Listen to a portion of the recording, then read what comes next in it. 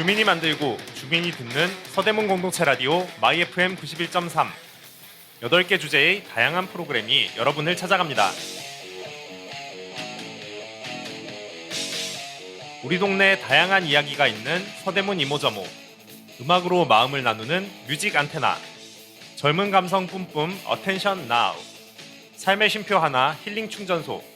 개성 가득한 서대문 매거진. 지식을 충전하는 시간 지식 한 스푼. 둘이서 혹은 셋이서 FM 하모니. 행복을 나누는 시간 오늘도 행복을.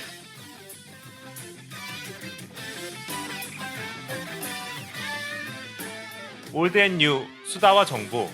서대문 FM에는 골라 듣는 재미가 있습니다. 지금 서대문 FM은 on air.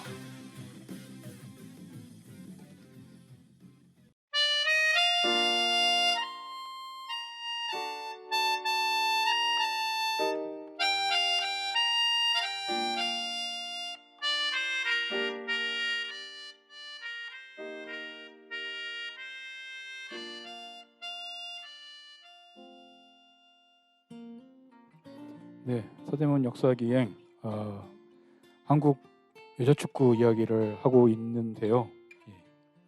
안타깝게도 2연패를 했습니다. 안타까운 마음을 가지고 서대문 역사기행 시작하겠습니다.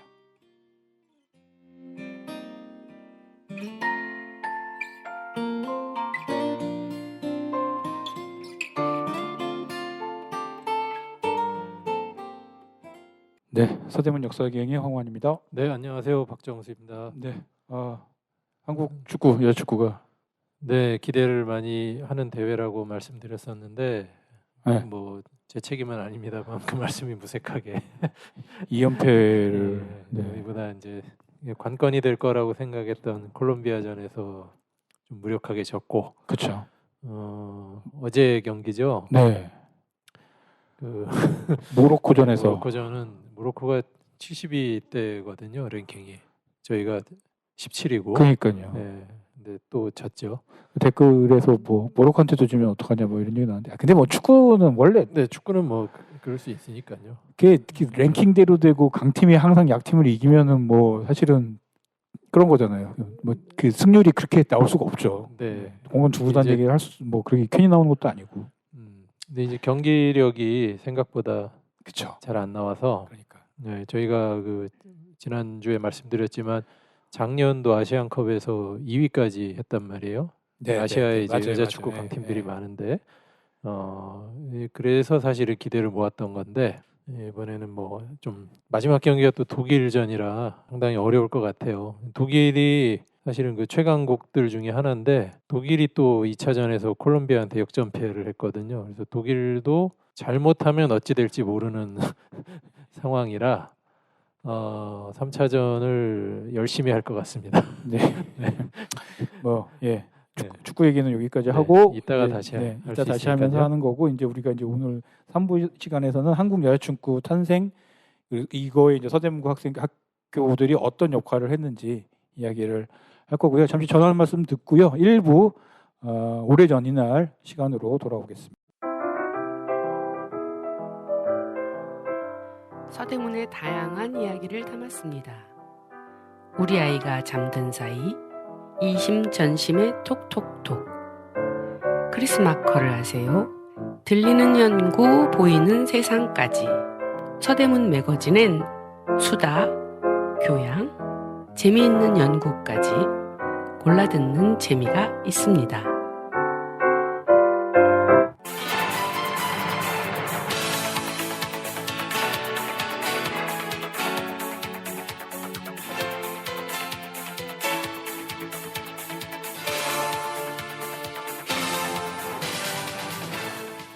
여러분은 지금 그 91.3MHz 서대문 공동체 라디오 서대문 매거진 서대문 역사기행을 듣고 계십니다. 자, 첫 번째 시간입니다. 오래전 이날 7월 30일부터 8월 5일까지 있었던 역사 속의 사건들, 네. 사고들, 예. 일들에 대한 이야기를 나누는 시간입니다. 어떤 일이 있었나요? 네, 7월과 8월에 이번 주간이 걸쳐 있어서 7월의 사건 하나, 8월의 사건 하나 이렇게 네, 소개해 드리겠습니다. 네. 1959년 7월 31일 아마 이제 오늘 방송되는 오늘 있었던 일인데요. 신문이나 뭐 언론에 조금 또 나왔을 겁니다. 그 조봉암 선생이 서대문형무소에서 사형당한 날입니다. 진보당이었죠. 예, 네. 예, 맞나요?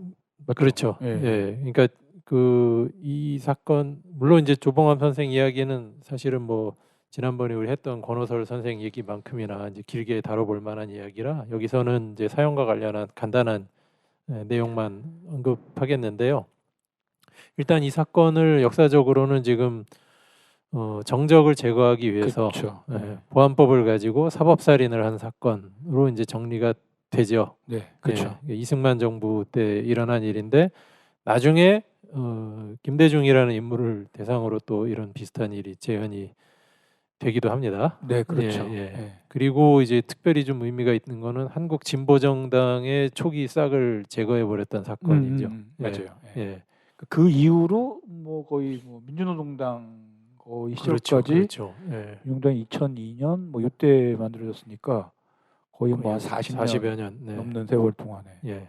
그러니까 사실 이 당시에는 그 진보 오늘날 기준으로 보면 진보적 계열이라고 할 수 있는 정당들이 뭐 이렇게 저렇게 생겨나기도 하고 뭐 또 그런 계열의 정치인들이 사실 굉장히 그 주도적으로 활동하기도 하고 이러던 시기였는데 이 조봉암 사건으로 그 싹이 크게 잘려버리는 일이 벌어지게 됐죠. 반공 이데올로기가 굉장히 크게 네, 예, 세게 먹힌 케이스였죠.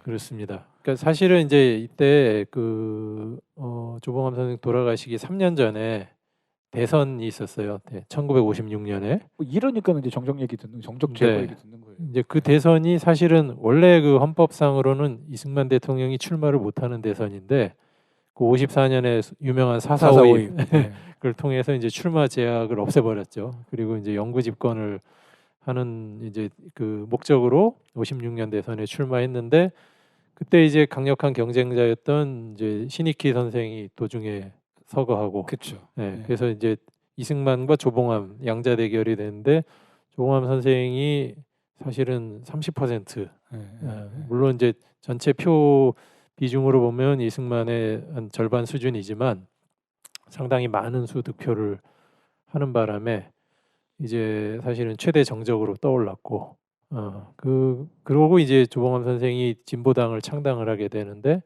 58년에 이제 국회의원 선거가 있거든요. 민의원 선거. 네네. 요거를 앞두고 이제 진보당 그 간부들이 이제 간첩과 접선했다 이런 혐의로 이제 대거 검거되는 일이 벌어지고 그 재판의 결과로 조봉암 선생에 대해서 사형 선고가 된 거죠. 네.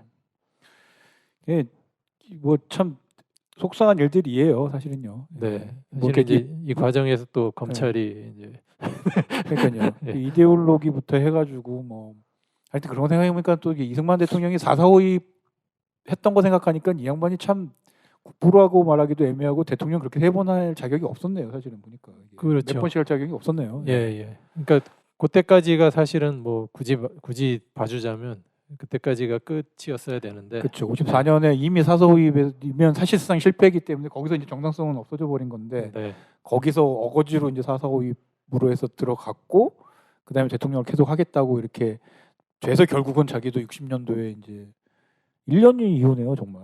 네, 사실은 조봉암 선생 제거하고 본인도 네. 몰락의 길로 간 거예요. 그렇죠. 네, 네. 이제 그리고 계속 억지를 계속 부리게 되고 계속 어거지를 쓰게 그렇죠. 되면 뭔가 왜냐하면 그 다음 무리수를 대선을 두게 되고. 앞두고 이제 무리수를 쓰다가 결국 4.19가 그렇죠. 벌어진 거니까. 그러니까 채 네. 1년이 안 남은 1년이 안 걸리는 상태예요. 그렇죠. 1년도 안 돼서 이승만이 몰락하게 된 거죠. 그렇죠. 1959년 네, 7월 31일이니까. 네, 2011년에 대법원에서 이제 조봉암 선생은 정식적으로 복권이 됐고요. 국가배상 판결도 났고 네. 그렇게 됩니다.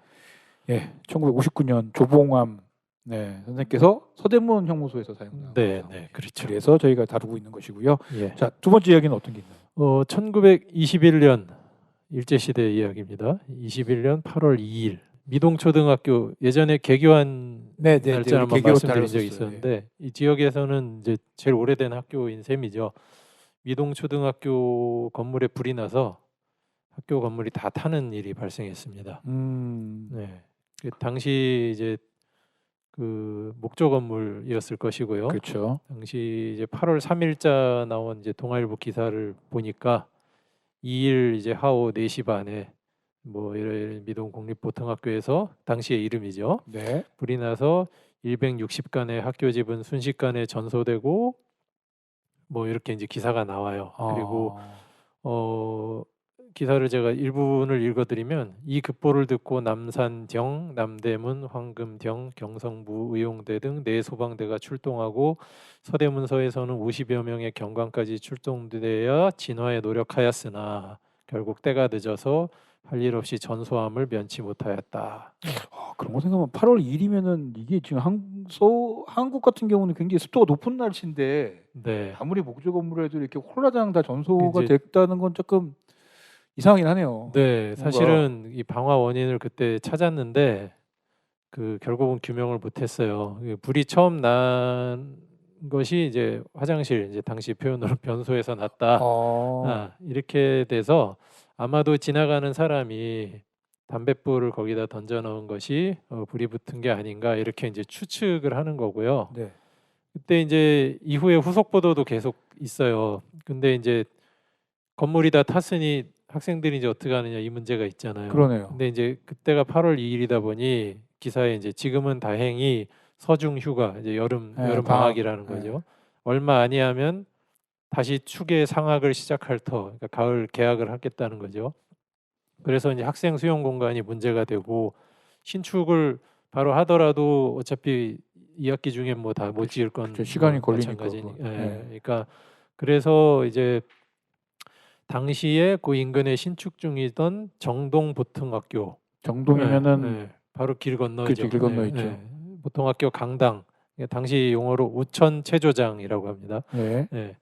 실내 강당을 사용하기로 하고 오전 오후 이제 양교 학생들이 나누어서 사용을 하다가 이때 오전 오후반 이미 있었네. 네, 또 9월달에 또 다 지어질 계획이던 학교가 있었는데 그쪽 그 강당으로 또 옮기기 뭐 이제 이런 식으로 조치를 했고요. 아마 여기서 흥미로운 점은 기사에서 이제 이 부분을 비판을 합니다. 미동학교 외에 경성부 관내 모든 그 학교들이 화재보험에 가입되어 있지가 않더라. 네.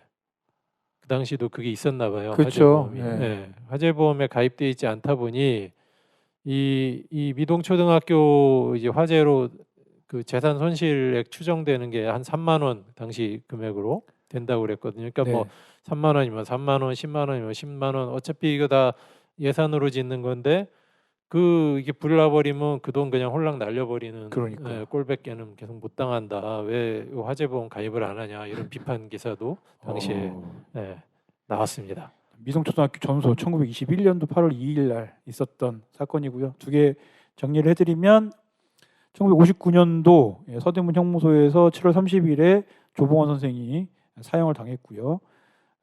1921년 8월 2일 미동초등학교가 전소됐었습니다. 오래전 이날 시간이었고요. 2부 오래전 이 노래로 돌아오도록 하겠습니다.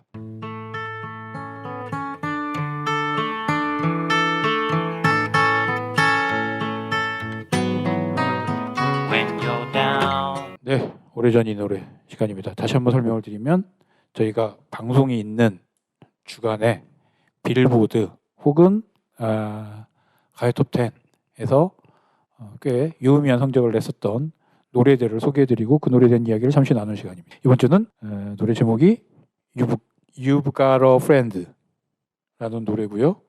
제임스 테일러가 부른 노래인 거고요. 1971년 저 태어나기도 전이네요. 71년 7월 31일부터 일주일 동안 1위 했던 지금까지 우리가 소개했던 노래 중에서 제일 짧게 1등한 노래인 것 같아요. 그렇습니다. 예. 보통 저희가 길게 1위한 노래들을 소개를 그쵸. 많이 드렸는데 예, 어떤 노래입니까? 이 곡은 뭐 유명하죠. 그러니까 우정 뭐 제목에도 프렌드란 말이 나오지만 그 우정 어린 사랑을 이야기하는 아주 대표적인 곡이죠. 그 가사가 그래서 뭐 우리도 간간히 그 이런 류의 노래들이 나와서 크게 히트하는 경우들이 있는데 뭐 그런 전형적인 노래죠. 친구. 네. 그 뜨거운 안재욱의 친구. 네. 그러니까 요게 뭐 71년 네, 1위 했으니까 그 한 해 전에 사실 데이트를 했던 그 사이먼 앤 가펑클의 브리지 오브 트러블드 워터. 그렇죠. 네. 그 노래랑 뭐 사실 느낌이 비슷한 곡이죠. 이제 누군가 어렵고 힘들 때 내가 네 곁에 있어줄게 뭐 이런 식의 이야기를 하는. 그러고 보니까 뭐 윤복희 선생님도 생각나고 친구가 네. 있었죠. 내가 네 친구가 되어줄게. 주용필도 생각나고. 네. 윤복희 선생님은 그거를 손가락질로 정치인들 앞에서 내가 너의 이거를 손가락질로 하는 바람에 좀 고초를 겪었다는 얘기를 들었습니다. 저희가 이렇게 얘기하다 보면 어디로 얘기가 흘러갈지 몰라서. 네. 근데 이 곡이 이제 재밌는 거는 당시에 그 같은 해에 서로 다른 두 가수가 발표를 해요. 이 곡을. 같은 노래를요? 네, 같은 노래를. 네네. 그래서 모두 다 히트를 합니다. 그래서 사실 이 곡의 원작자는 캐롤 킹이라는 원래는 작곡가로 유명하던 분인데 나중에 이제 그 직접 노래도 불러서 싱어송라이터가 됐죠. 네. 여자 가수인데요. 여자 작곡가들 중에서는 제일 성공한 작곡가입니다. 왜냐하면 그 빌보드 핫 100, 네. 네, 빌보드 그 100위 안에 들어간 곡이 이 캐롤 킹이 작곡한 곡이 118곡. 네. 와. 이분들의 뭐 자손들은 얼마나 좋을까요? 작곡가 명예의 전당, 뭐 록앤롤 명예의 전당 이런 데 다 들어가 있고요. 뭐 롤링스톤즈 뭐 여기 뭐 이런 데 다 들어가 있겠군요. 그런데 다 순위에 다 올라가 있고요. 그 미국 의회 도서관 그 걸슈윈 프라이즈라는 게 있어요. 2000년대에서부터 그 대중음악계에 공헌한 사람들 주는 상인데 여성으로서는 최초로 이 상을 받았습니다. 이 캐롤 킹보다 먼저 받은 사람들 그냥 예를 들어드리자면 폴 사이먼, 그다음에 저희가 소개했던 스티비 원더, 폴 맥카트니, 네, 최근에는 뭐 라이오넬 리치도 받았고 네, 그런 분들 받는 상인데 네, 여기에 여성으로서는 가장 먼저 받은 분이고요. 그 여성분들이 또 뭐 받으신 분들이 그 후로 나와요. 그래요? 네, 글로리아 에스테판, 아, 그다음에 조니 미첼 올해 수상자. 네. 네. 그리고 이 캐롤 킹은 그 노래의 주인공으로도 유명합니다. 그러니까 이 사람에게 바쳐진 노래가 있어요. 오 캐롤이라는. 네. 오 캐롤 네, 이런 거 있잖아요. 네. 닐 세다카라는 가수. 맞아요. 유명한 가수죠. 이 사람이랑 고등학교 때 둘이 사귀었었대요. 그런데 둘 다 이제 그때 이제 그 뉴욕에서 작곡가로 활동을 한 거죠. 성인이 되고 서로 나서. 유명인이 돼 버렸는데. 네. 네. 그 이제 닐 세다카가 이제 캐롤 킹을 대상으로 해서 오 캐롤이라는 노래를 불렀는데 그리고 대히트를 해요. 그 곡이. 네. 근데 캐롤 킹은 그 해에 역시 동료 작곡가였던 제리 가핀이라는 사람이랑 결혼을 합니다. 네. 뭐 인생은 돌고 도는 거죠. 뭐 네. 재밌는 일들이 에피소드가 있고요. 네. 그 캐롤 킹이 이제 작곡가로 활동하다가 70년대부터 직접 앨범을 내기 시작을 해요. 그래서 이제 두 번째로 낸 앨범이 71년에 이제 테피스트리라는 앨범인데 네. 이 앨범이 이제 캐롤 킹의 대표 앨범입니다. 그러니까 그 팝 음반사에서도 아주 손꼽는 명반이고요. You've Got a Friend가 들어있는. 예, You've Got a Friend가 그 앨범에 들어가 있는 노래예요. 그러네요. 네. 근데 캐롤 킹이 한 70년 경부터 자기 이제 솔로 그 가수 활동을 하는데 이때부터 이제 알게 되고 친해져서 같이 작업하던 그러니까 기타 세션으로도 활동하고 코러스도 넣고 하던 제임스 테일러가 네. 네, 제임스 테일러도 그 무렵부터 이제 솔로 음반 작업을 하고 있었거든요. 네, 네. You've Got a Friend 이 곡도 캐롤 킹 음반의 이 곡도 그 곡 안에 기타를 제임스 테일러가 쳐요. 네. 근데 이 음반도 같이 작업을 한 거죠. 네, 네. 그런데 제임스 테일러가 나 이 곡 녹음하고 싶다. 내 목소리로. 네, 네. 그래가지고 캐롤 킹이 오케이. 네. 그래서 제임스 테일러가 이제 녹음을 하게 되고 제임스 테일러 버전이 빌보드 1위를 하게 된 거죠. 네. 근데 제임스 테일러는 또 어떤 사람이냐면 그 무렵에 제임스 테일러는 정신병원에 2번을 입원을 했었고 그 전에 네. 그리고 이제 마약 중독에 깊이 빠져든 적도 있었고 그다음에 밴드 활동이나 이런 걸 했었는데 실패해가지고 좌절했었고 그런 것들을 이제 막 지나온 상태예요.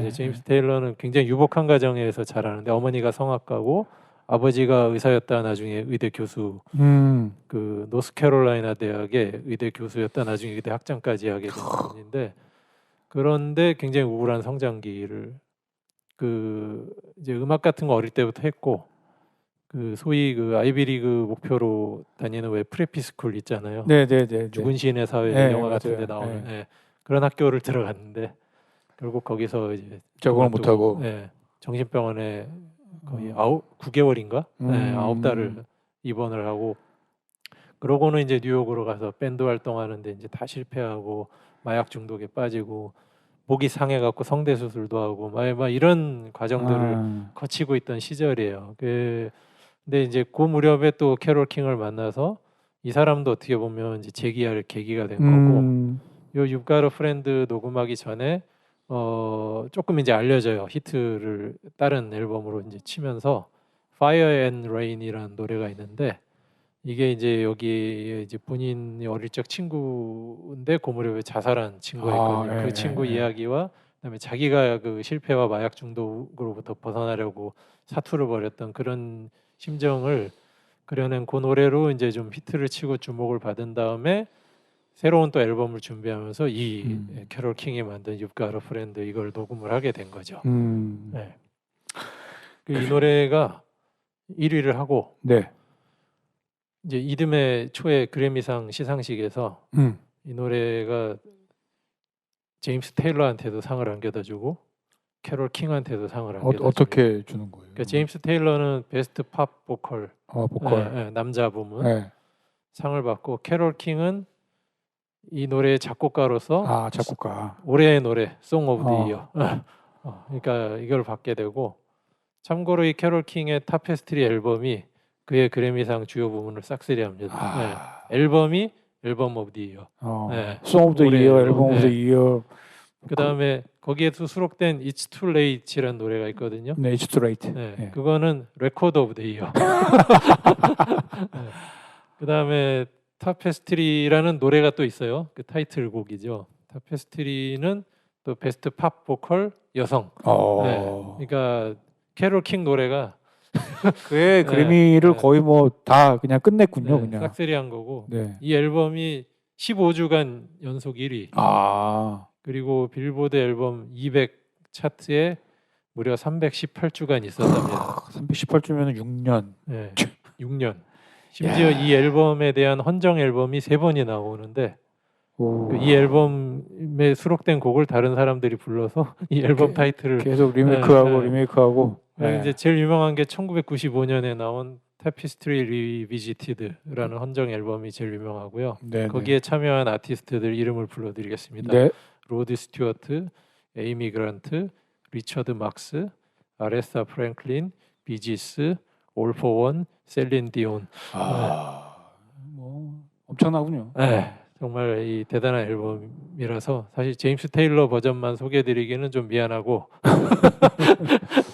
근데 그 둘이서 이런저런 공연을 같이 이 곡을 같이 부르는 퍼포먼스를 많이 해요. 유튜브에 찾아보시면 뭐 젊었을 때 했던 공연도 있고 그다음에 2000년대 이후에 제임스 테일러는 이제 머리가 다 벗겨지고 캐롤 킹은 이제 할머니가 되셔서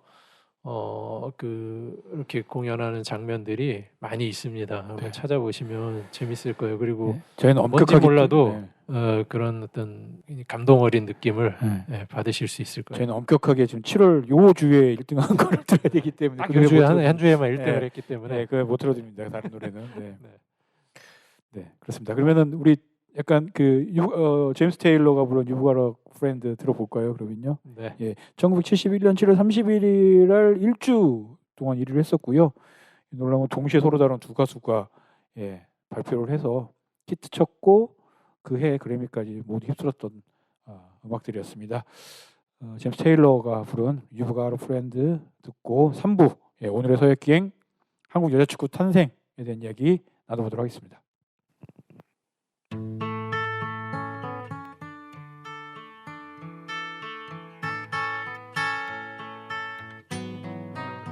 When you're down in trouble and you need a helping hand, and nothing, oh, nothing's going right. Close your eyes and think of me, and soon I will be there to brighten up even your darkest night. You just call out my name, and you know wherever I am, I'll come running. Oh yeah, babe, to see you again.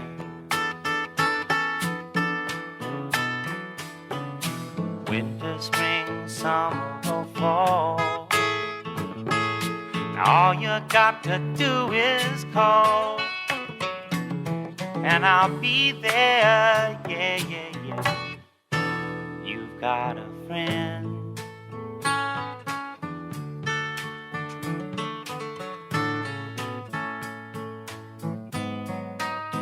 If the sky above you should turn dark and full of clouds, and that old north wind should begin to blow,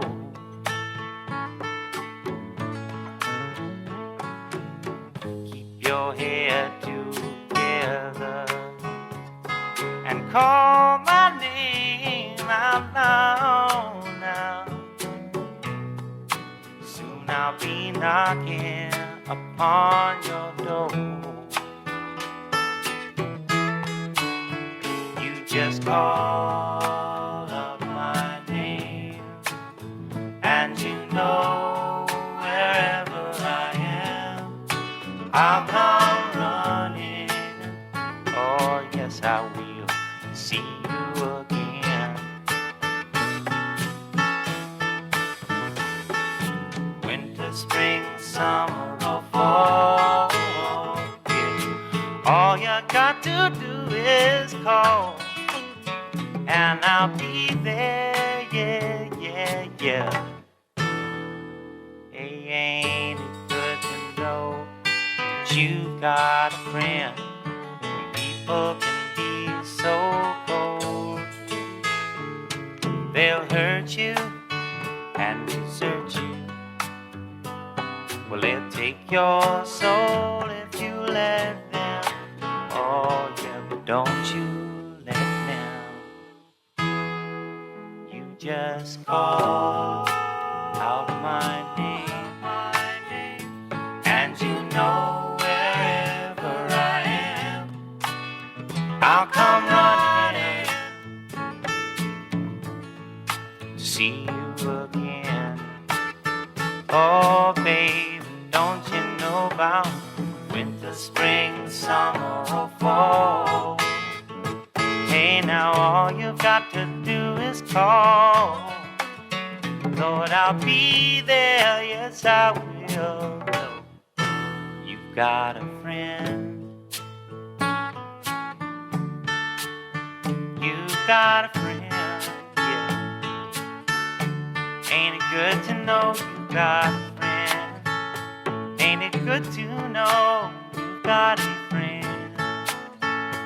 Oh yeah, yeah, you've got a friend.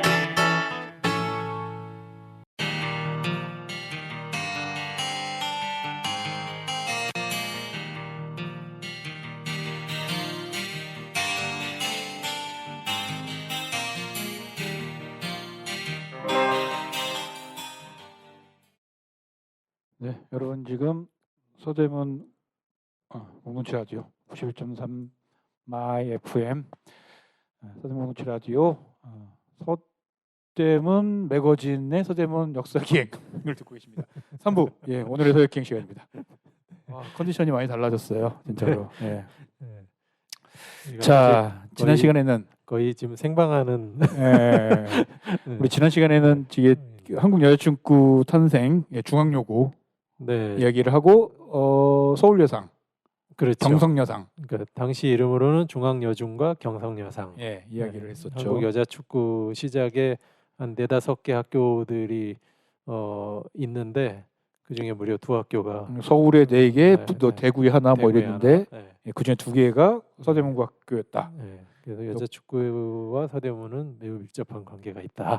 그때 그 축구를 김아집이라는 분이 네. 이 축구부를 만들어야 하는 이유에 대해서 조금 얘기를 한 번도 하신 적 있었는데 그 한 번만 조금 소개를 해줄 수 있나요, 혹시 그거? 네, 그러니까 반대가 많으니까 네. 이분이 이제 뭐 그 설득하는 논리로 말씀하셨던 것이 이제 한국 여자들의 생활이 패턴이 특히 이제 가사노동이나 이런 것들이 주로 쪼그려 앉아서 하는 일들이고 그런 생활에 이제 익숙해지다 보니 하체 활동성이나 발육이 부진하고 나중에 신체 구조에도 문제가 생긴다. 그러니까 서서 뛰어야 된다. 다른 나라 여자들처럼 서서 뛰어야 그 오히려 더 개방적이 되고 자주적이 되고 남녀 평등 교육이 가능해진다. 뭐 이런 논리를 펼치셨다고 하죠. 네. 네. 그래서 이제 지난 시간에 4개 학교, 뭐 대구에 1개 학교에서 5개 학교까지 만들어진 이야기하고 이제 우리가 이번 시간으로 넘어왔는데 네. 그 해에 1949년입니다. 네. 한국 최초의 여자 축구 대회가 열리게 됩니다.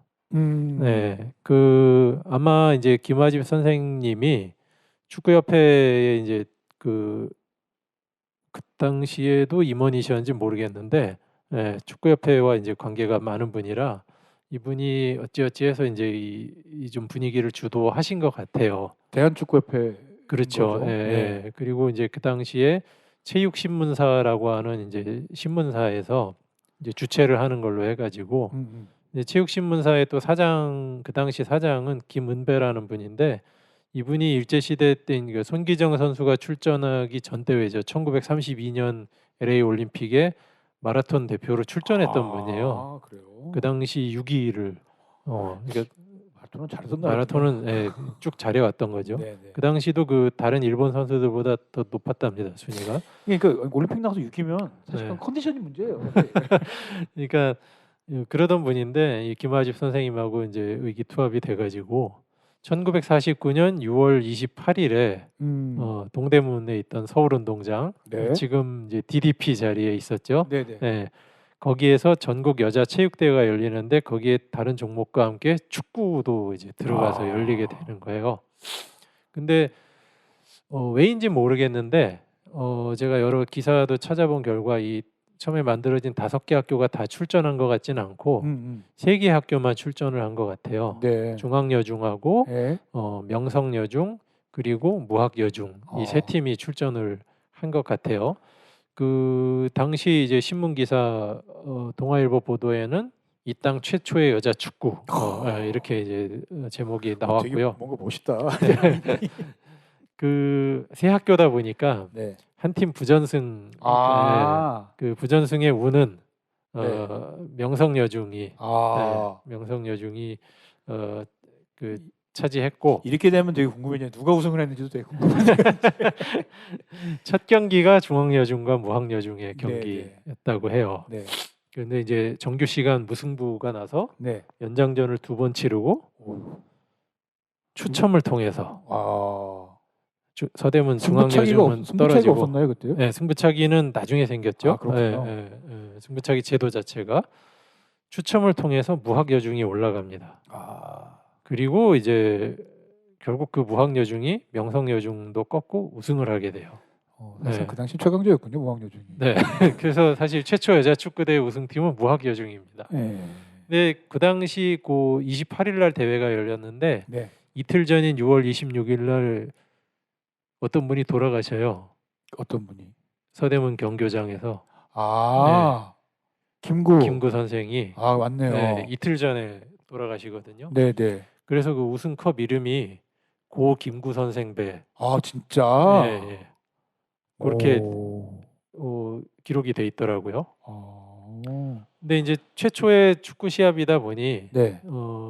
그 규칙을 좀 뭐 지금 우리 여자 월드컵은 똑같이 45분 로컬룰이 좀 예, 있었을 예, 수 있을 것 예. 같은데요. 근데 예. 이제 이때 특별 규칙이 이제 예, 적용된 거예요. 그래서 어떤 책자에는 전후반 각 25분 이렇게 나오고요. 동아일보 기사에는 30분이라고 나오고 조선일보 기사에는 32분이라고 32분은 뭐야? 모르겠습니다.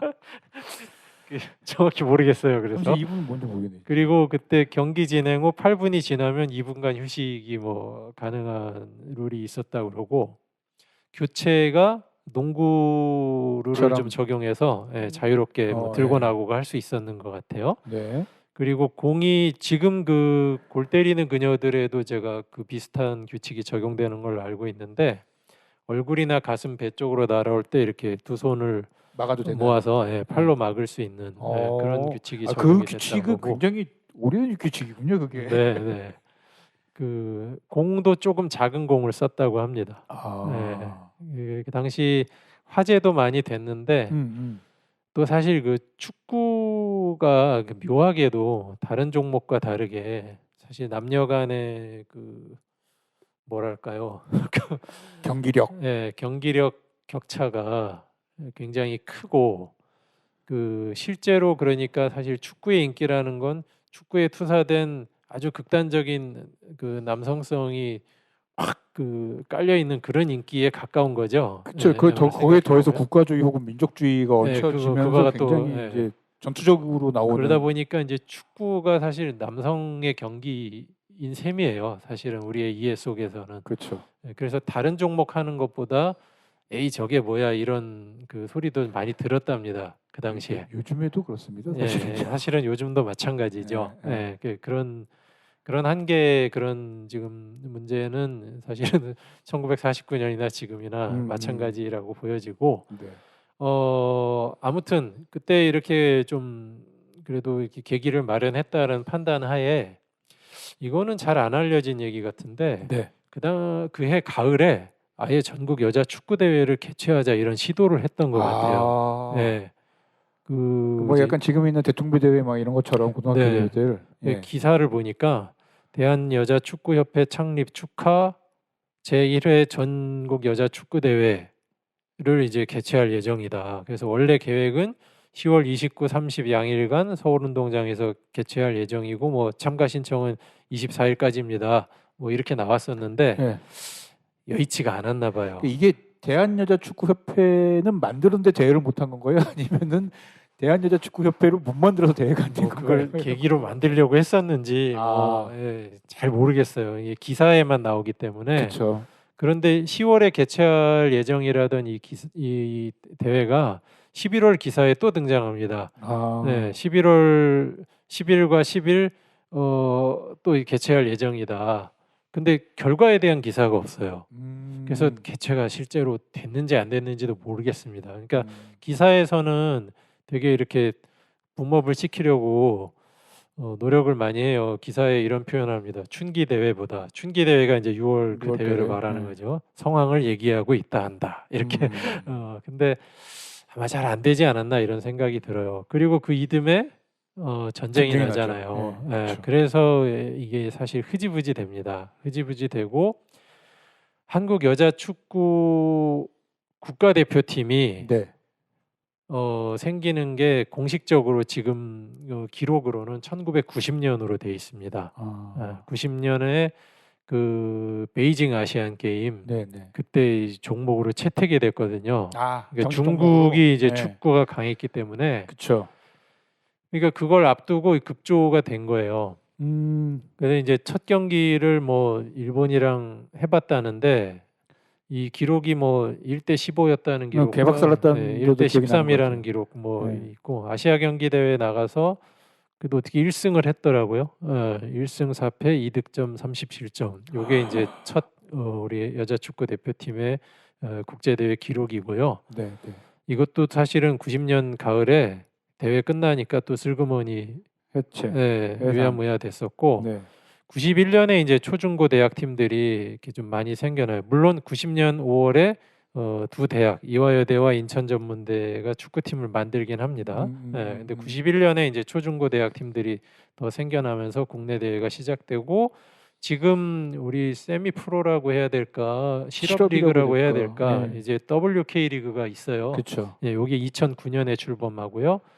지금 현재 우리나라 전 연령 학교, 그다음에 학교 레벨에서의 클럽, 그다음에 이런 WK 리그 참여하고 있는 실업팀 다 합쳐서 네. 한국 여자 축구의 그 팀 수가 67개. 67개. 서울에 몇 개 있냐면요. 학교 2개 있고요. 초등 한 팀, 고등 한 팀. 클럽 4팀 있습니다. 12세 클럽 하나, 15세 클럽 2개, 그다음에 성인 실업팀 하나. 서대문구 연고팀은 없습니다. 네. 네. 학교도 없고요.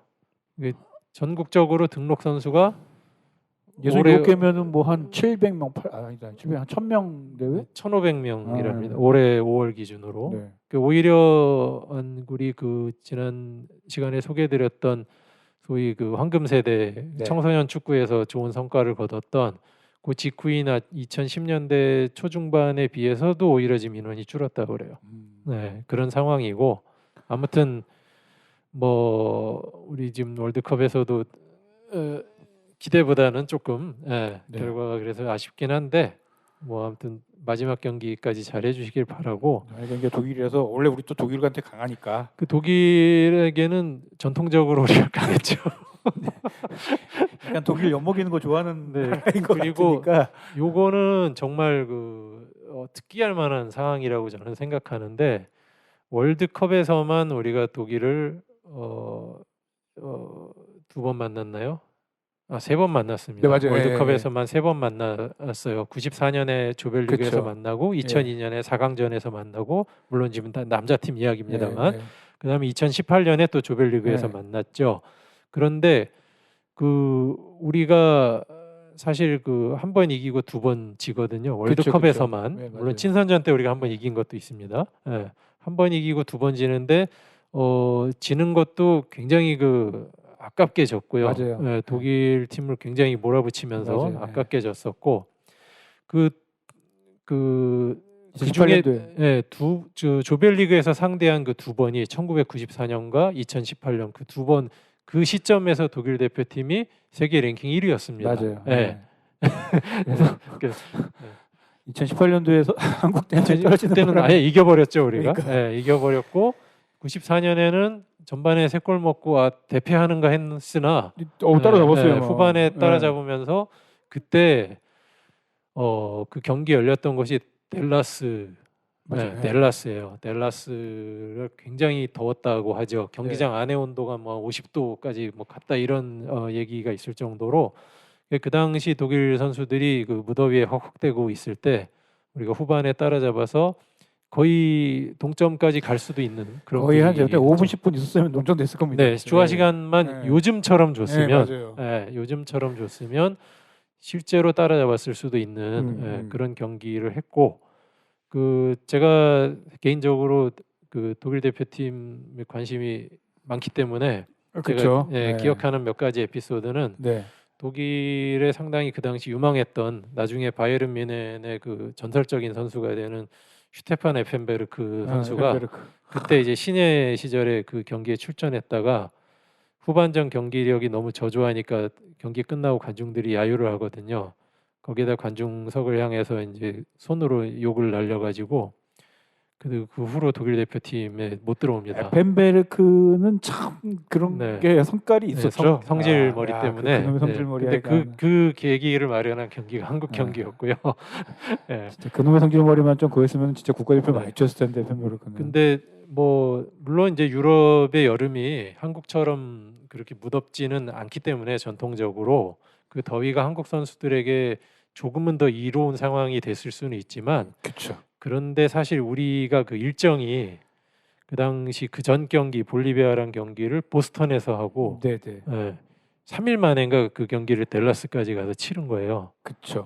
그래서 상당히 사실 우리 선수들에게는 무리한 일정이었음에도 불구하고 매우 경기를 잘했다. 네, 독일하고 얘기를 잘 하려던 건 아니었는데 독일하고 한번 잘 화이팅 해보기로 한번. 독일에게는 우리가 전통적으로 강했다 이 네. 말씀을 드리고 마지막으로 이 중앙여중에서 축구단을 만들고 이 한국 여자 축구 대회 탄생을 주도했던 이 김화집이란 분에 대해서 마지막으로 소개를 드리려고 해요. 지금 제가 가지고 있는 자료는 1909년에 태어났고 2006년도에 사망하신. 네, 2006년에 돌아가시게 되는데 평양에서 태어나신 분이에요. 네. 그 이제 개신교 집안입니다. 그 당시 이제 서부권에는 개신교세가 굉장히 강했죠. 그렇죠. 그 어머니를 비롯해서 이모들이 모두 그 개신교 계통 학교를 다닌 음. 분이에요. 그리고 그 중에는 나중에 상당히 저명해진 그 여성 운동가, 여성 지도자들이 좀 있습니다. 이 친이모들 가운데 그래요? 그 중에 한 분이 중앙여중 중앙여고 설립자인 황신덕 씨예요. 아, 근데 이분의 호가 추계지요. 거기 같은 재단에 추계예술대학교가 아, 있죠. 그러네요. 네, 이분의 호를 따서 한 거고요.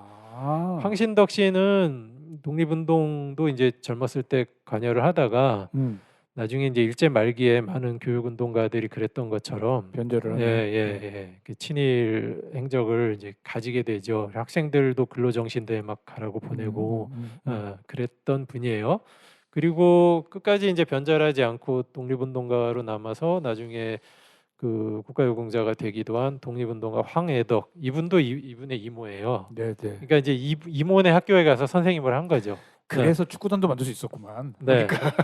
그래도 그 정도 관계가 되니까 그러니까 밀어붙일 수 있지 않았나. 그러니까요. 그러니까 어릴 때부터 축구를 했어요. 그리고 서울로 이주해서 살게 되는데 사는 곳도 사실은 송월동, 그러니까 사실은 지금은 종로구 땅이지만 영천시장 맞은편이죠. 네. 거기 이제 서대문이죠, 사실은. 서대문에서 하셨고 배재 보성 학교 이렇게 다니셨는데 계속 축구를 했고 옛날 경평전에서 이제 경성 대표로도 뛰셨고 네. 그리고 일찍 선수 생활을 마치고 일찍 심판이 됩니다. 그리고 대한축구협회 전신이라고 할 수 있는 일제 때 만든 조선축구협회 창립 발기인을 하시고 이사도 하셨군요, 이분이. 그래서 네. 해방 후 이제 체육계의 이제 특히 축구계의 대표적인 행정가예요. 행정가고.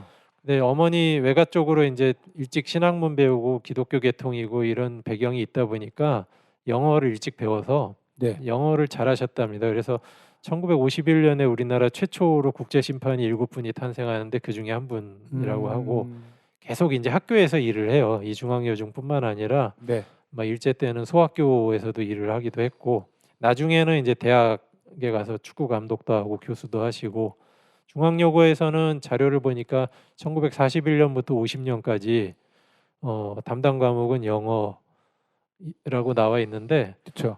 도덕도 가르치고 음악도 가르치고 체육도 가르치고 다 했답니다. 네. 그리고 이분의 이제 제자들 말로는 네.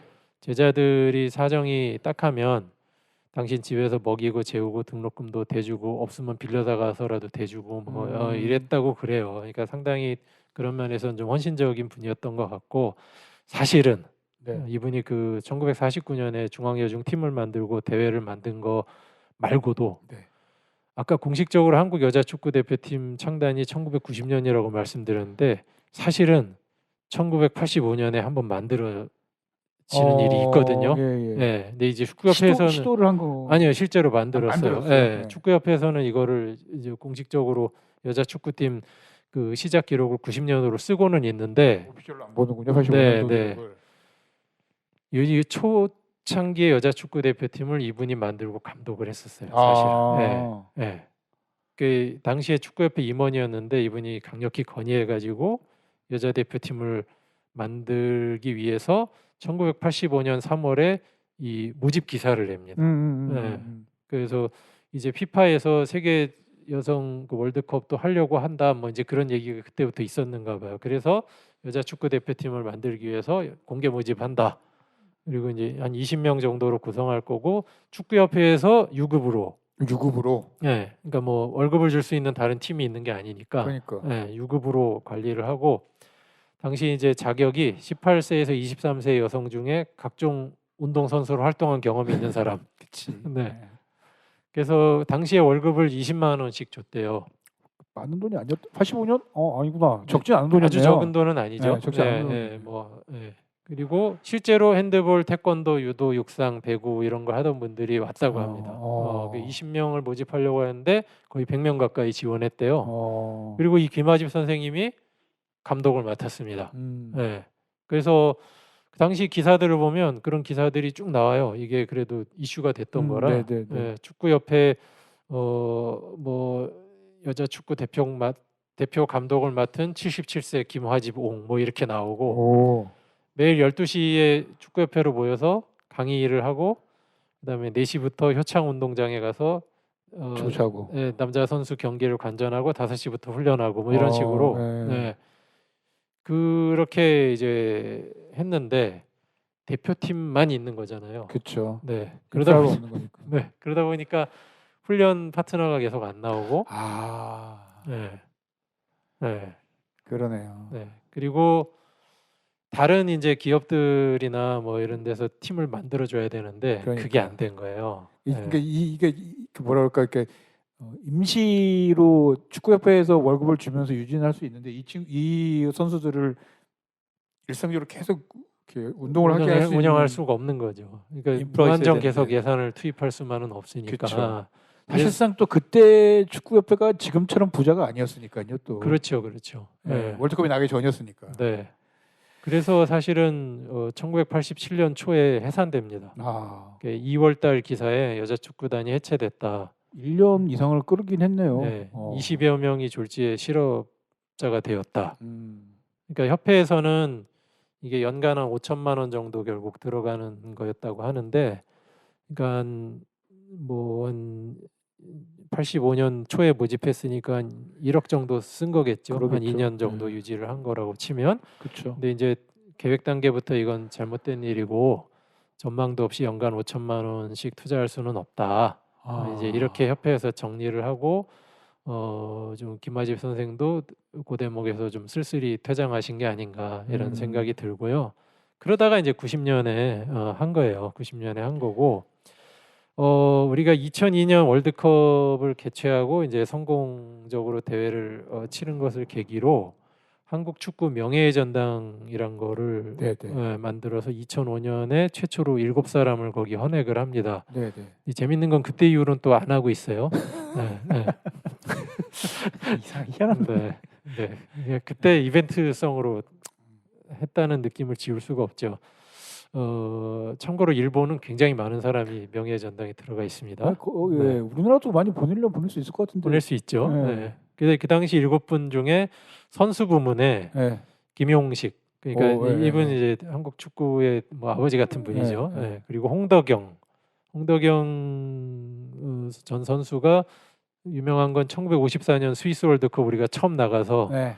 그때 헝가리한테 9대0, 터키한테 7대0으로 질 때 가슴에 피멍이 들었다고 한 골키퍼죠. 그렇지, 이분이. 골키퍼. 네. 네. 그리고 이회택, 이회태. 네. 네. 그리고 차범근 자본금. 네. 들어가 있고 공헌자 부문 해갖고 3사람이 들어갔는데 네. 한번 생각해 보시겠어요? 아, 공헌자 시점은 2002 월드컵 끝난 후. 정몽준 들어갈까요? 맞습니다. 정몽준 또 조중현 이런 사람 들어가지는 않았을 것 같고. 네, 그러진 않았고요. 네. 다행인지 아무튼 감독 중에서 누가 들어가지 않았을까요? 히딩크. 그렇지. 네, 히딩크 들어갔어요. 그리고 또 한 분이 이 김아집. 아, 네. 인정을 해주긴 해줬군요. 중국에서. 근데 이 무렵에 이분이 뇌출혈로 쓰러지셨어요. 아, 그리고 2006년 7월에 돌아가십니다. 네. 근데 사망 보도 기사에 이분 그 기사가 많이 나왔거든요. 네, 네. 이분이 거주하던 동네가 표기가 됐더라고요. 그래요? 네, 부가현동 자택에서 사망했다. 아, 네, 그러니까 계속 서대문구에 사셨군요. 네, 서대문에 사셨던 거죠. 그래서 이 김아집 선생님은 한국 여자 축구의 아버지이기도 하면서 서대문 주민이기도 했었다. 아, 네. 그렇습니다. 예. 자, 마무리를 좀 지어야 될 시간입니다. 예. 뭐 되게 좋은 시간이었습니다. 서대문구에서 여자 축구가 시작이 됐었다라는 거를 네. 알아버린 그 당시에는 것이고. 이제 중앙야중이 종로구에 잠깐 가 있었다. 잠깐 가 있었다. 네, 하지만 뭐 우리 네. 거다. 예. 예. 그런 거 알았고 뭐 그러면서 또 이렇게 거칠게나마 이제 한국 여자 축구의 역사까지도 다뤘어요. 예. 네, 네. 근데 여전히 뭐 사실은 솔직히 뭐 그런 생각도 듭니다. 뭐 성적을 바랄 만큼 우리가 되게 어떤 투자나 이런 걸 잘하고 있는 것인가.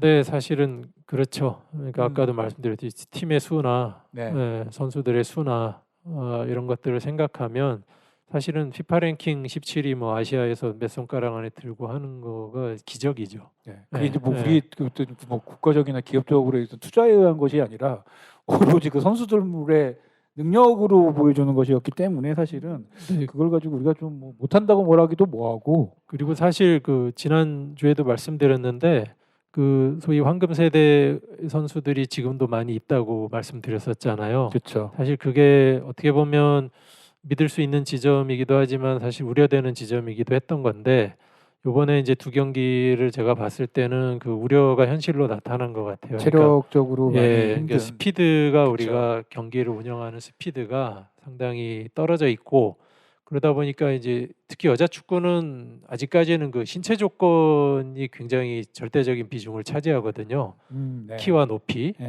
근데 사실 그걸 뚫어낼 수 있는 거가 이제 스피드인데 그 부분을 우리가 못 살리는 걸 보면서 이 젊은 선수들 새로운 세대들이 계속 저변이 확대되지 않아서 생긴 문제가 네. 이번에 경기력으로 이렇게 드러나는구나 그런 생각을 했습니다. 네. 너무 뭐 욕할 게 아니라 오히려 좀 이렇게 왜 안 되고 있는 것인지 좀 이렇게 머리를 모으는 기회가 됐으면 좋겠다는 생각이 들고 어쨌든 뭐 우리나라 독일한테 강하니까 마지막 경기 네. 네. 네. 유종의 미를 거두기를 바라면서 마지막 노래는 정국이 카타르 월드컵에서 이렇게 노래를 부르는 거 보면서 제가 깜짝 놀랐거든요. 예, 그 월드컵 주제송 가수로 이제 BTS의 정국이 나오면서 한국 BTS 한국 한류라는 게 생각보다 좀 굉장히 높은 수준이구나를 이때 좀 깨달았었는데 이번에 김민재 선수가 바이에른 뮌헨 네. 가면서 그 뮌헨 구단에서 홍보 영상들을 찍은 걸 보니까 계속 그 인터뷰하는 질문에 BTS 얘기를 아예 일부러 묻더라고요. 그러니까요. 네, 약간 옛날에 듀유노 김치 혹은 듀유노 싸이 이것처럼 이제는 네, 듀유노 BTS가 된 것 같은데 네. 정국이 부른 드리머스 들으면서 서대문 역사의 기행 한국 여자축구 이야기는 마치도록 하겠습니다. 황원이었습니다. 네, 박정수였습니다. 감사합니다. 감사합니다.